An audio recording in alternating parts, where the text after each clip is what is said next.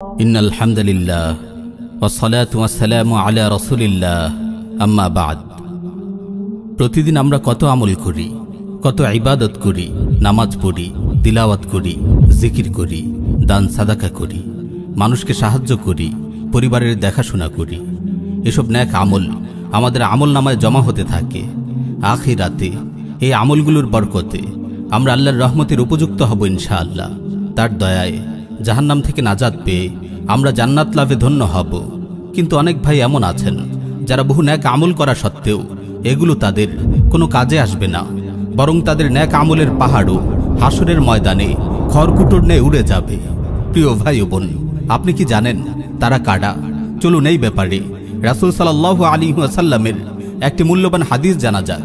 সুনান ইবনে মাজায় সহিহ সনদে বর্ণিত হয়েছে। সাইয়্যিদুনা সাওবান রাদিয়াল্লাহু আনহু বলেন, রাসূল সাল্লাল্লাহু আলাইহি ওয়াসাল্লাম ইরশাদ করেন, লা আ'লামান্না আকওয়ামান মিন উম্মতি ইয়াতুনা ইয়াওমাল কিয়ামাতি বিহাসানাতিন আমসালি জিবালি তিহামাতা বিদান ফায়াজআলুহা আল্লাহু আযজা ওয়া জাল্লা হাবাআম মানসুরা।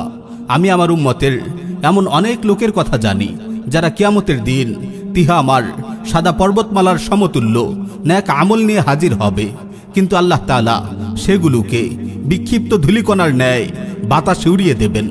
তখন সাওবান রাদিয়াল্লাহু আনহু জানতে চান, ইয়া রাসূলুল্লাহ, আপনি এসব লোকদের বৈশিষ্ট্য আমাদের বলে দিন, যাতে অজ্ঞতাবশত আমরা তাদের দলে অন্তর্ভুক্ত না হয়ে যাই।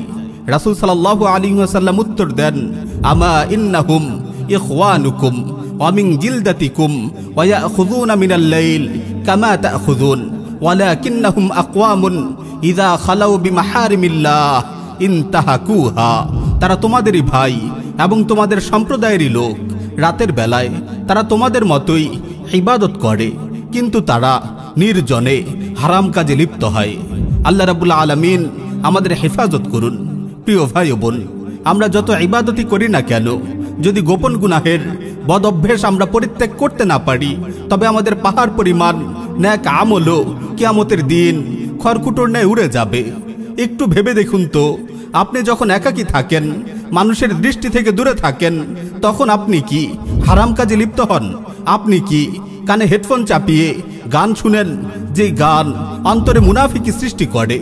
আপনি কি ইন্টারনেটের অশ্লীল জগতে বিচরণ করেন? আপনি কি আপনার নজরের খেয়ানত করেন? আপনি কি বেগানা নারীর সঙ্গে হারাম রিলেশনে আছেন? আমার ভাই ও বোন, এই গোপন গুনাহসমূহ আপনার নেক আমলের পাহাড়কেও খড়কুটোর ন্যায় উড়িয়ে দেবে। আখিরাতে আপনার নাজাতের পথ রুদ্ধ করে দেবে। তাই সাবধান হে আমার ভাই, নিজের হাতে নিজের নেক আমলগুলো বরবাদ করবেন না, নিজের হাতে নিজের আখিরাতকে বরবাদ করবেন না। উক্ত হাদিসটি ছাড়াও আর অসংখ্য হাদিসে রাসূল সাল্লাল্লাহু আলাইহি ওয়াসাল্লাম আমাদেরকে গোপন গুনাহের ব্যাপারে সতর্ক করেছেন। প্রিয় ভাই ও বোন, আসুন আজই গুনাহ পরিত্যাগ করার দৃঢ় সংকল্প গ্রহণ করুন, মন থেকে তাওবা করুন। ইনশাআল্লাহ আপনার দুনিয়া ও আখিরাত দুটোই সুন্দর ও কল্যাণময় হবে। ইনশাআল্লাহ আপনার দুনিয়া ও আখিরাত দুটোই সুন্দর ও কল্যাণময় হবে।